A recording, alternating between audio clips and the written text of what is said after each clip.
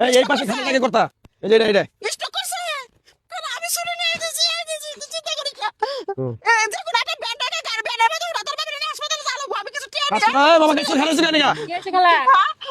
আমার জামাই অসুস্থ হয়েছে মানে স্ট্রোক করছে আল্লাহ জানে বাঁচবো কিনা হাসপাতাল নিয়ে গেছে হাসপাতাল নিয়ে গেছে আমার ছুটি দেন না দুটা দিনের লেগে ছুটি দেন আর আমার বেতনটা দিয়ে দেন নাটক কম করে করো কোম্পানি কাছে আমার হিসাব দিতে হয় নাটক কম করে করো কারা মরলো কারা বাঁচলো আমার সময় নাই ও সর্দার দেন আরে কি চুপ থাকো কাজ করো কাজ করতে সব কাজ কর এরা ওইলা না তোরা বই রসিস কে ও সর্দার আমার স্বামী আমার চোখে ফাঁকি দিয়ে হারবি না তোরা কিন্তু সর্দার আমার ছুটি দেন না দিতে নেই এই কে ছুটি দিব মরুক গেলে অসুস্থ হয়েছে অসুস্থ অসুস্থ হয়েছে মরে তো আর নাই হবো না আই গাছ তোরা ছুটি নাই আমি যাব। 2 দিন কে লিখে দেন যা দেখি আসুক। আরে বেটা তুই বেশি কথা কস তোরা কিন্তু থাপড়া মান বেশি কথা বলে রাগ উঠাইলি আর 2 দিন কে আমরা কাজ করতেছি। কাজ করতেছি না আমার লোক শর্ট আমার কোম্পানিতে সব আমরা করে দিমু, একটা বেশি খাইতে দিমু। হবো না কাজ কর কি করলেন না স্যার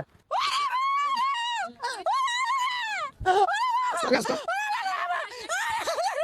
আমার জামাই মরছে কি হতে গেল?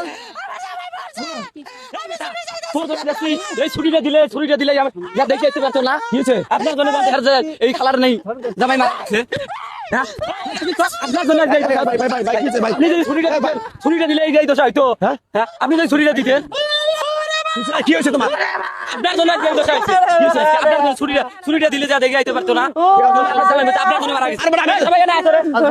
এই ভাই আমি একজন সর্দার মানুষ তোমরা এরকম ব্যাপার কথা কেন আমি সর্দার আপনার জন্য আজকে আমার হ্যাঁ আপনার বাবা কি হয়েছে তোমার কও এই খালা কি হয়েছে জামাই মরে গেছে গা যাও তোমার ছুটি যাও যাও যাও যাও ছুটি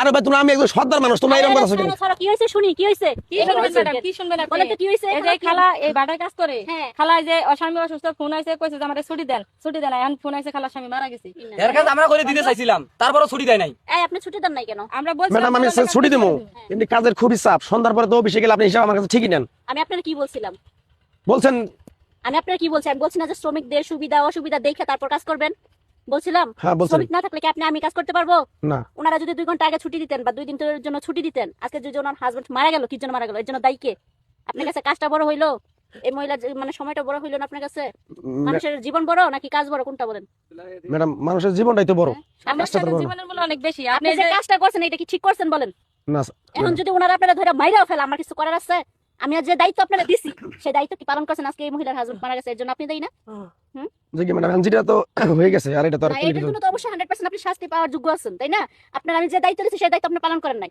এই যে সাথে এরা কাজ করতেছে এরা আপনার হাতে পায়ে ধরলো ছুটি দেওয়ার জন্য আপনি দিলেন না কি জন্য দিলেন তাহলে না? আজকে না সাধারণ কোনো সমস্যায় পড়লে আমাদেরকে কোনোদিনই ছুটি দেয় কেন না। আমরা এরকম লোকের সাথে আর কাজ করব না। হ্যাঁ এই যে দেখেন তো ওনারা কি জন্য কাজ করবে না কাজ করব না। আর আমরা কাজ করব এই দাঁড়াও ম্যাডাম আমার উনি মাফ করে অন্যায় দেন করছে অন্যায় শাস্তি উনি পাবে ওনার হাজবেন্ডকে তো আর আমরা ফিরিয়ে দিতে পারবো না আমাদের সাথে খুব খারাপ ব্যবহার করেনি।